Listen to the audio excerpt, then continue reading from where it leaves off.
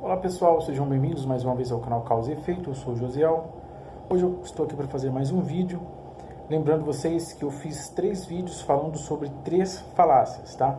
Mas antes de eu entrar aqui e começar a falar sobre o assunto, certo? Eu queria lembrar vocês o seguinte: se você não é inscrito no canal, eu peço que você vá, visite o canal. Se você gostar do canal, você deixa o like e se inscreva no canal, beleza? Se você não gostar, você pode sair e deixar o dislike. Tranquilo? Esse é o nosso trato, tá? Bom, lembrando, eu falei sobre 3 falácias. Eu falei sobre apelo à autoridade, eu falei sobre a falácia do espantalho e falei sobre petição do princípio. E hoje eu vou mostrar essas falácias, elas sendo aplicadas, né? Vou mostrar para vocês como identificar. E para mostrar essas falácias, eu vou usar ninguém menos do que o ícone protestante da atualidade, que é o William Lane Craig. Eu vou mostrar aqui uma parte do debate dele com o Christopher Hitchens, certo? E como que ele utiliza a falácia, ok? A recomendação da análise desse vídeo foi feita por um inscrito do canal chamado Stronger, tá? Eu vou deixar aqui uma fotinho aí do que ele falou no comentário, beleza? E a gente vai entrar aqui agora na análise. A primeira parte que a gente tem que entender é o seguinte: não tem como eu analisar se o argumento do Craig foi um bom argumento se eu não entender o argumento do Hitchens, ok? Então eu vou colocar uma partinha do argumento do Hitchens, certo? Eu já o analisei, né, em detalhes e eu consegui extrair uma informação do argumento dele. Eu fiz aqui uma argumentação, certo? E eu vou apresentar essa argumentação. Ela resume muito bem o que o Hitchens falou em toda a argumentação dele nessa parte, ok? E depois eu vou apresentar também um pedaço da parte que o William Lane Craig fala, certo? Da onde nós poderemos extrair, certo, o conhecimento de como perceber as falácias. Então, fique com a primeira parte do vídeo, que é o Hitchens falando. And you too are all quite free to believe that a sentient creator deliberately, consciously put himself or herself or itself to the trouble of going through huge epochs of birth and death of species over eons of time, in which 99%, in the course of which at least 99.9% of all species, all life forms ever to have appeared on Earth have become extinct, as we nearly did as a species ourselves. I invite you to look up the very alarming and beautiful and brilliant account by the National Geographic's coordinator of the Genome Project. By the way, you should send in your little sample from the inside of your cheek and have your African ancestry traced. It's absolutely fascinating to follow the mitochondrial DNA that we all have in common and that we have in common with other species, other primates and other life forms, and find out where in Africa you came from. But there came a time, probably about 180,000 years ago, when, due to a terrible climatic event, probably in Indonesia, an appalling global warming crisis occurred. And the estimate is that the number of humans in Africa went down to between 40 and 30,000. This close, think about fine-tuning, this close to joining every other species that had gone extinct. And that's our Exodus story, is that somehow, we don't know how, because it's not written in any scripture, it's not told in any book, it's not part of any superstitious narrative, but somehow the escape from Africa to cooler latitudes was made. But that's how close it was. You have to be able to imagine that all this mass extinction and death and randomness is the will of a being. You are absolutely free to believe that if you wish. Bom, após o Hitchens ter falado, nós conseguimos extrair algumas premissas da argumentação dele total. Isso aí que eu coloquei agora é só para mostrar, para corroborar que realmente ele está entrando nessa questão do mal. Ele está querendo mostrar que evolução não combina com catástrofe, porque se Deus é um Deus bom, certo?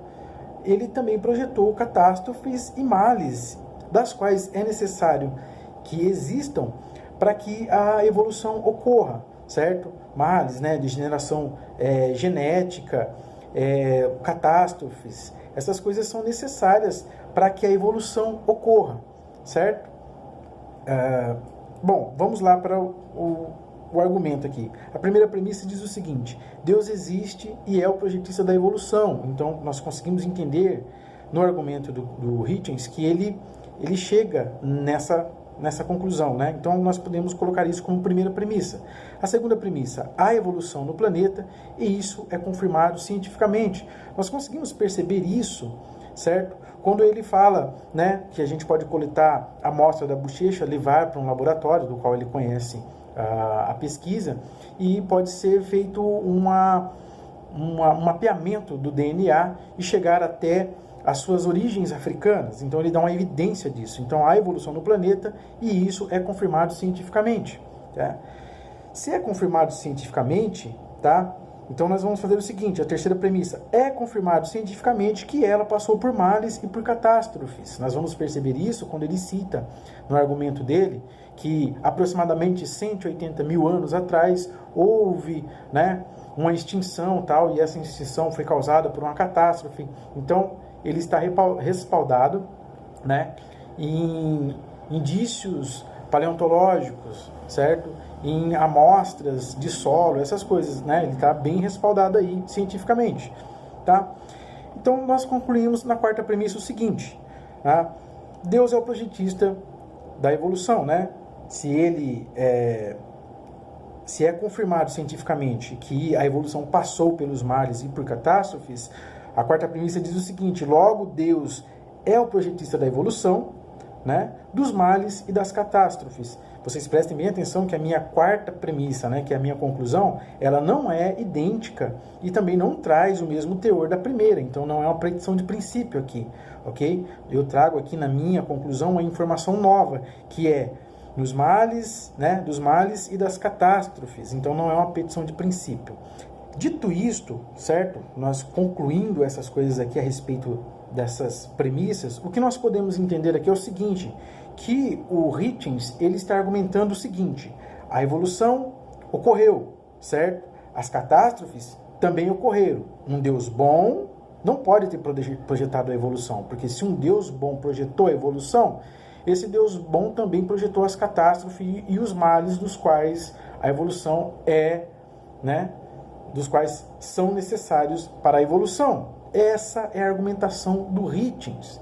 Agora nós vamos analisar a argumentação do William Lane Craig e nós vamos enxergar as três falácias das quais eu já venho falando.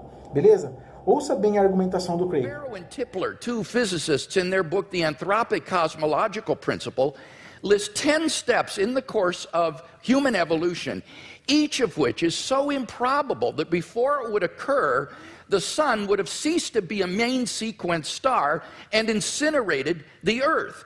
And they calculate the probability of the evolution of the human genome to be somewhere between 4 to the negative 180th power to the 110,000th power, and 4 to the negative 360th power to the 110,000th power.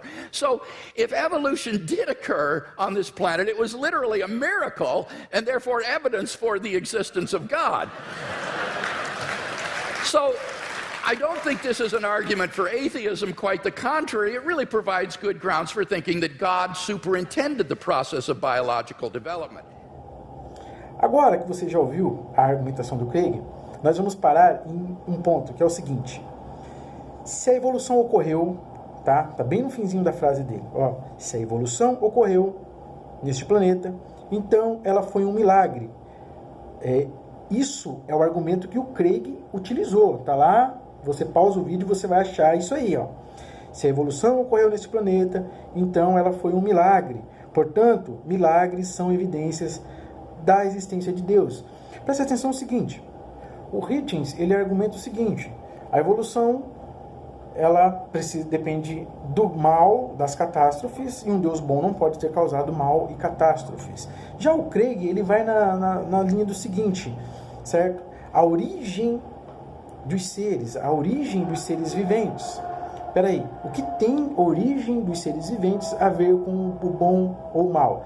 Preste bem atenção no seguinte, que mesmo que o argumento do Hitchens seja uma falácia, né, vamos supor que seja uma falácia de espantalho, se o Craig vai responder, certo, vai refutar esse espantalho, ele tem que entrar dentro do que foi formulado no argumento do Hitchens. Se ele sair, se ele usar alguma artimanha para sair disso, ele está utilizando a falácia do espantalho, certo? E é exatamente o que ele faz. Ele não ataca a questão do bem e do mal. Ele não ataca que a evolução realmente aconteceu e que o bem e o mal não podem ser, né, um projeto de Deus, porque isso aí iria contra a benevolência de Deus.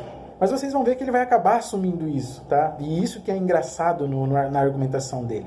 Porque é o seguinte, ele entra na questão da origem da vida. A origem da vida não tem nada a ver com o argumento que o Hitchens levantou. Então ele cria um espantalho, certo? Mas quando ele vai, né, nessa origem da vida, ele cria esse espantalho, né? O silogismo que eu mostrei que ele utilizou é esse. Mas olha só, além dele utilizar esse espantalho, e no ápice da argumentação dele, ele utiliza a petição de princípio, e vocês vão ver agora. A argumentação dele usa duas premissas, né? Uma premissa e uma conclusão. Por quê? Nós já vimos lá no vídeo da petição de princípio que quando a pessoa quer aplicar isso, ele tem a necessidade de omitir uma premissa. Por quê? Porque senão fica escancarado, a pessoa que estiver no debate já vai sacar na hora, olha, isso aí é petição de princípio. Então, o Craig, ele é malandro, ele conhece muito bem essas artimanhas, certo? Então, ele usa duas premissas. Olha só as premissas que ele utiliza. Se a evolução ocorreu nesse planeta, então ela foi um milagre. Portanto, milagres são evidências da existência de Deus, certo? Mas como seria essa argumentação com todas as premissas? Seria o seguinte: Deus existe e milagres são evidências da existência de Deus. Olha só. Se a evolução ocorreu neste planeta, essa é a primeira premissa. Segunda premissa, se a evolução ocorreu neste planeta, então ela foi um milagre. A terceira premissa e conclusão, portanto, milagres são evidências da existência de Deus. Agora nós vamos fazer o seguinte, nós vamos comparar a última premissa e a primeira. Olha lá, a primeira, Deus existe e milagres são evidências disto. A terceira premissa, milagres são evidências da existência de Deus. Então nós concluímos aqui que a primeira e a segunda premissa concluem a mesma coisa, elas chegam na mesma informação, sem alterar nada. Milagres são evidências da existência de Deus, é o mesmo que dizer que Deus existe e milagres são evidências disso. Correto? Então é uma petição de princípio. Agora o que eu acho interessante é que William Lane Craig, ele deveria mostrar que a evolução não ocorre, porque se ele aderir a essa ideia de que a evolução realmente ocorreu, quando ele diz que milagres são evidências da existência de Deus, ele está assumindo então que a evolução aconteceu. E se a evolução aconteceu, então mesmo assim ele vai contra a onibenevolência de Deus, da qual Hitchens mostrou que não tem como Deus ser o criador da evolução, o projetista da evolução, porque ele não seria onibenevolente. O Craig, assumindo que a evolução é um milagre, ele está assumindo que a evolução é um milagre, que catástrofes e males são também projetos de Deus. Isso ele conclui então que Deus, nós podemos concluir, na verdade, que Deus não é onibenevolente. Então quer dizer, William Lane Craig, além de utilizar a falácia do espantalho, além de utilizar uma petição de princípio, certo? Ele cai na argumentação do Hitchens.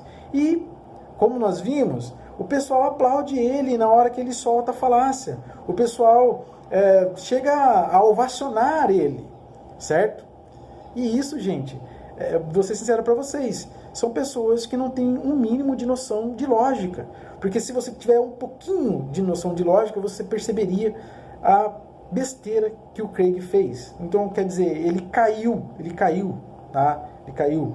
Sem contar que se você analisar o argumento do Hitchens, você vai perceber que o Hitchens prevê aonde... Gente, é incrível, tá? Se vocês não perceberem, tá? Vocês dão um toque para mim aí que eu vou mostrar para vocês em que partes do argumento do Hitchens ele prevê qual vai ser a argumentação do Craig. Cara, isso é fantástico. Vocês precisam ver, tá? Se vocês querem ver, vocês me dêem um toque, eu ponho para vocês verem. Mas o que a gente conseguiu perceber? Nós vimos o espantalho, certo? Porque ele não atacou a questão do bem e do mal que o Hitchens levantou, certo?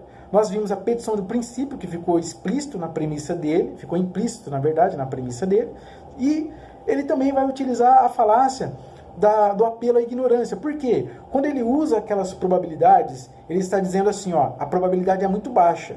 A evolução do genoma não pode ter ocorrido sozinho. A probabilidade é muito grande que ele não pode ter ocorrido sozinho. Eu não sei como ocorreu. A ciência não sabe como ocorreu. Logo, foi Deus. Vocês lembram do disco voador? Olha, tem um OVNI ali. Eu não sei o que é. Então é um disco voador. Então, vejam que se encaixa perfeitamente as 3 falácias que nós já vimos aqui no canal. Beleza? Bom, pessoal, era esse o vídeo que eu queria trazer para vocês. Vocês analisem a argumentação do Craig. Eu vou deixar links para vocês, para que vocês vejam a argumentação do Hitchens e também vejam a argumentação do Craig. Tem mais falácias. Tem uma não sequitura aí que o próprio Hitchens fala sobre ela. Na tradução, o cara não coloca. Mas dá para você prestar bem atenção na fala do Hitchens quando ele fala non sequitur, tá? Quem não tem uma noçãozinha de inglês aí não vai perceber isso, mas dá para perceber, beleza? Pessoal, era esse o vídeo que eu queria trazer para vocês. Ó, deixa aquele like se gostar do vídeo, se inscreva no canal. Se não gostar do canal, pode sair e deixar o like. Um grande abraço para vocês e até o próximo vídeo. Tchau, tchau.